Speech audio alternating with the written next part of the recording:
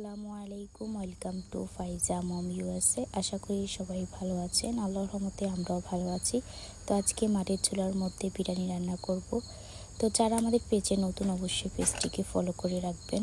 এর মধ্যে পেঁয়াজ, রসুন, এলাচি, তেজপাতা দিয়ে দিয়েছি। এখন মাংস দিয়ে দিব। মাংসের পিসগুলোকে একবারই ছোট ছোট করছি, যেন প্রতিটা লোকমায় আপনার মাংসের পিস যেন আসে। তো মাংসগুলো দিয়ে দিয়েছি, দিয়ে ডেকে রাখলাম। এখন এখানে বিরিয়ানির মশলা দিয়ে দিব। তো এই যে বিরিয়ানি মশলা দিয়ে ভালো করে এটাকে নিয়ে ছেড়ে নিব। এরপরে গাছ থেকে একবারই ফ্রেশ কাঁচামরিচ উঠিয়ে নিচ্ছি। তো ফ্রেশ কাঁচামরিচ দিব, এখানে অন্য কোনো কিছুর আর ঝাল দিব না, কাঁচামরিচের ঝালটাই হবে। তো এই যে আমার মাংসটা রান্না করা হয়ে গিয়েছে। আমার মাংসের কালারটা অনেক বেশি সুন্দর এসেছে।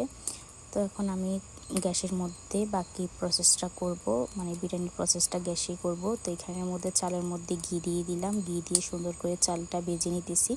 তারপরে মাংস, কাঁচামরিচ, পানি দিয়ে সুন্দর করে ডেকে রান্না করেছি। এই যে মাশাআল্লাহ, আমার বিরিয়ানিটা অনেক বেশি ঝরঝরে হয়েছে। তো এই যে আমি খাওয়ার জন্য প্লেটে নিয়ে নিলাম। মাংসটা এত বেশি সফট হয়েছে, ধরার আগে হাতে চলে আসতেছে।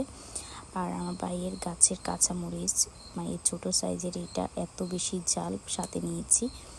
তো আলহামদুলিল্লাহ, আজকে দুপুরের লাঞ্চটা আমরা আজকে বিরিয়ানি দিয়ে করলাম। যারা আমাদের ইউটিউব চ্যানেলটিকে এখনও সাবস্ক্রাইব করেননি, অবশ্যই সাবস্ক্রাইব করে রাখবেন, আর ফেসবুক পেজটিকে ফলো করে রাখবেন। আল্লাহ হাফেজ।